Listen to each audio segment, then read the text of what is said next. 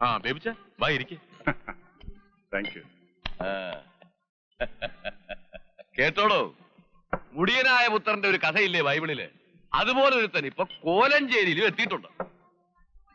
കാഞ്ഞിരപ്പള്ളിയിൽ നിന്ന് കോലഞ്ചേരിക്ക് കെട്ടി ഏക്കർ കണക്കിന് ഭൂമിയും വളച്ചെടുത്ത് ഒരു നാട്ടുകാരി പെണ്ണിനെയും കല്യാണം കഴിച്ചപ്പോ മുടിയനായ പുത്രന്റെ തന്തയ്ക്ക് വാരിമുളയ്ക്കാൻ തുടങ്ങി. എന്നിട്ടിപ്പോ എന്നതാ പറ്റിയേ? പൊന്നാരപ്പങ്ങളുടെ നല്ല സ്വഭാവം കാരണം മനസ്സമ്മതവും മുടങ്ങി ഇപ്പൊ വീട്ടിലിരിപ്പാ. പട്ടിക്കഴിവറുടെ മാനെ, കൊച്ചന്മാരുടെ മദാലസ ക്ലബുകളിലും നക്ഷത്ര ഹോട്ടലിലും കിടന്ന് കുടിച്ചു കൂത്താടി തുണി പറിച്ചാടിയിട്ട് കണ്ട കുഞ്ചായന്മാരുടെയൊക്കെ കിടക്കയും പൊളച്ചിട്ട് വരുന്ന ഈ ഇരിക്കുന്ന നിന്റെ ഭാര്യ കൂത്തിച്ചിയെ പോലെയാണ് മറ്റുള്ള പെമ്പിളേരും നീ കരുതിയോടാ. പോക്കിർത്തരം പറയുന്നോടാ നിന്നെ ഞാൻ. ഓ നൊന്തു.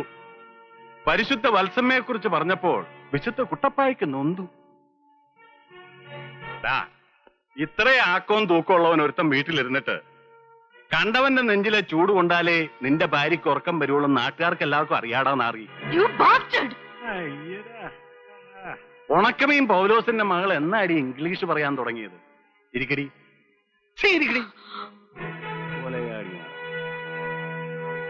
കാഞ്ഞിരപ്പള്ളി കുടുംബത്തിലെ ഓരെണ്ണത്തിന് ഇനി എന്തെങ്കിലും പോറലേറ്റാൽ ഒരൊറ്റ കഴിവേറിയുടെയും കഴുത്തിന് മേൽ തല കാണത്തില്ല. കാഞ്ഞിരപ്പള്ളി കറിയാച്ചന്റെ മകൻ ബേബിച്ചനാടായി പറയണവർ. ആ വാ ബേബിച്ച, ചീഞ്ഞവനെ തൊട്ടവനെ നടത്തുള്ളൂ. വാ. പറയിപ്പിച്ച് അടങ്ങുള്ളെന്ന് പറഞ്ഞാൽ ഞാൻ ഇനി അവന്മാരെ ഇങ്ങനെ വിട്ടാ പറ്റത്തില്ല. മുടിയനായ പുത്രനെന്നും പറഞ്ഞ് അടിച്ചിറക്കി കുടുംബത്തിൽ നിന്ന് വിട്ട ആ ബേബിയും കൂടെ തിരിച്ചു കയറിയപ്പോ കറിയാക്കി രണ്ടെല്ലാം കൂടിയത്. ഇനി അവന്മാരെ ബാക്കി വെച്ചാ നമ്മളെല്ലാം പള്ളി ചെന്ന് അന്ത്യകൂതാശ കൈക്കൊണ്ടാച്ചാ മാത്രം മതി. നാളെ രാവിലെ അവന്മാരുടെ പുതിയ ഓട്ടോമൊബൈൽ കടയുടെ ഉദ്ഘാടനമാ. നമുക്കൊരു സ്നേഹോപകാരം കൊടുത്താലോ?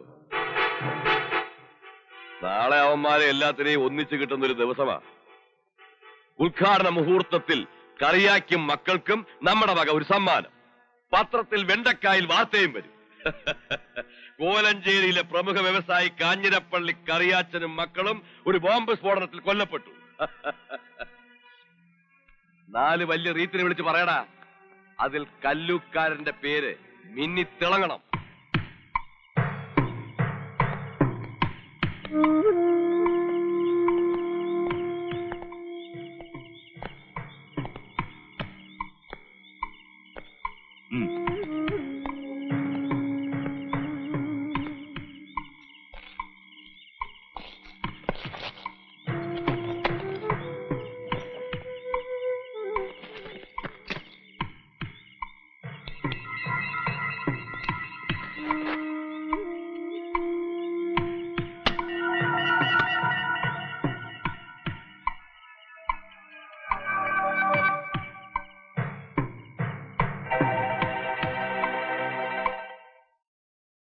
അല്ല, നിങ്ങൾ ഇതുവരെ റെഡിയായില്ലേ? ഓ, വല്ലാത്തൊരു നീർവീഴ്ച.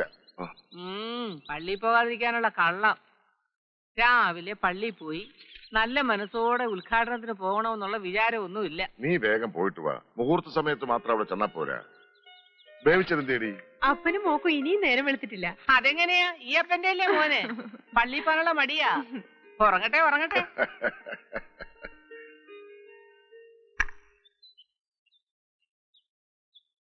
എടാ എന്തപ്പാ, നേരെ ഒരുപാടായി, വണ്ടി എടുക്ക്. വണ്ടിക്ക് എന്തോ കംപ്ലൈന്റ് അമ്പച്ചി. നീ ഗ്ലാസ് ഒന്ന് അഴിച്ചു മാറ്റ്. ഗ്ലാസ് അഴിച്ചു മാറ്റാനോ? അതല്ലടാ, നിന്റെ കണ്ണിലിരിക്കുന്ന കുന്തം അഴിച്ചിട്ട് കാര്യമില്ല, വണ്ടിക്കാണ് കംപ്ലൈന്റ്. നീ കൊറേ നേരം എന്ത് കിടന്ന് പണിയുന്നു? ഞാൻ പണിയാൻ തുടങ്ങിയിട്ട് കുറെ നേരമായി. പക്ഷെ വേറെ ആരും ഇതിൽ പണിതട്ടുണ്ട്. നീ ഒരു കാര്യം ചെയ്യേ, അമ്മച്ച ജീപ്പി കൊണ്ടാക്കിട്ട് വാ. വാച്ചന ശരിയേ, നമ്മുടെ പുതിയ കടയുടെ ഐശ്വര്യത്തിനും വേണ്ടി ഒന്ന് പ്രാർത്ഥിച്ചോണ്ടേ. കളിയാക്കണ്ട. എന്റെ ഒരുത്തിയുടെ പ്രാർത്ഥനയുടെ ഫലമായി കാണുന്നത് മുഴുവൻ. നിങ്ങൾക്കൊക്കെ അടിയും പിടിയും കുസ്തി മാത്രമല്ലേ ഉള്ളൂ.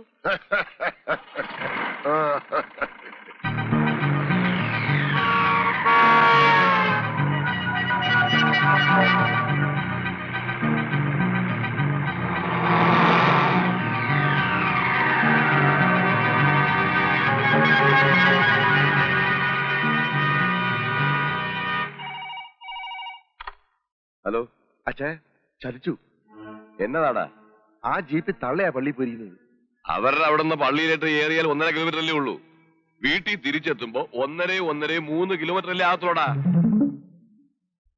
തള്ള സുഖമായിട്ട് വീട്ടിൽ ചെന്നിട്ട് അവന്മാര് വണ്ടിയും കൊണ്ട് ഉദ്ഘാടിക്കാൻ പോകുമ്പോഴേ ബാമ്പ് പൊട്ടത്തോളടാ.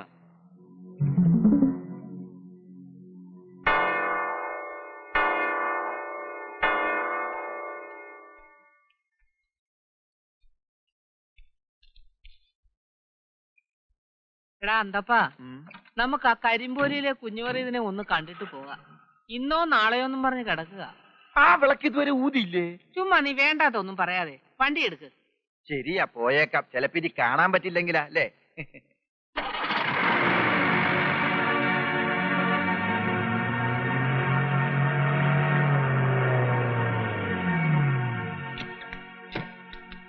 മുതലാളി, ഇവിടത്തെ ജീപ്പിൽ കുട്ടപ്പായി ബോംബ് വെച്ചിട്ടുണ്ട്. സത്യം പറ. സത്യം, അമ്മച്ചി പോയത് ആ ജീപ്പിലാ. അപ്പച്ചാ, വണ്ടി കേറ്.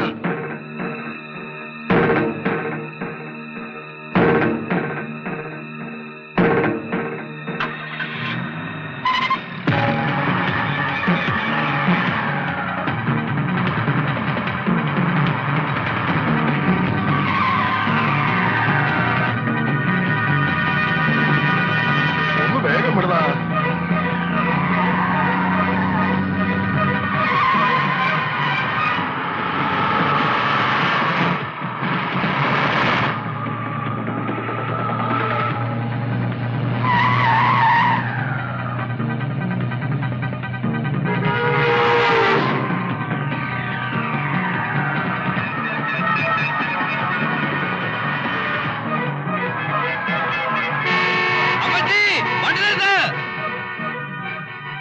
നമ്മുടെ വേവിച്ചിനൊക്കെ ഇല്ലയോ വരുന്നു?